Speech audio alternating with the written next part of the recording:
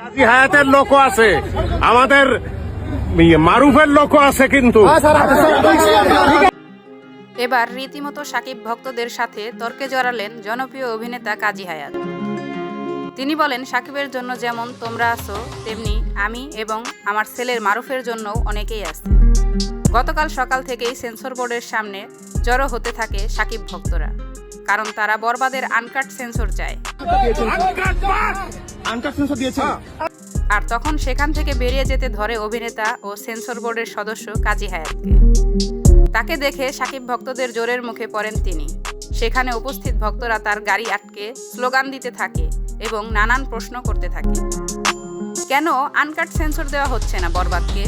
এমন প্রশ্নের উত্তরে তিনি বলেন, আনকাট সেন্সরই পাবে বরবাদ। তবে এর আগে তিনি বলেন, সাকিবের জন্য যেমন তোমরা আছো, তেমনি আমারও লোক আছে এবং মারুফেরও লোক আছে। তার এমন কথার পর আলোচনা সমালোচনা শুরু হয় নেট দুনিয়ায়।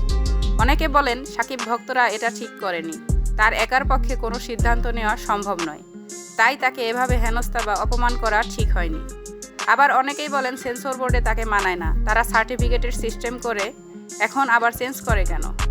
সো ভিউয়ার্স, এই বিষয়ে আপনার মতামত কি জানিয়ে দিন কমেন্ট করে। আল্লাহ হাফেজ। কাজী হায়াতের লোকও আছে, আমাদের মারুফের লোকও আছে কিন্তু।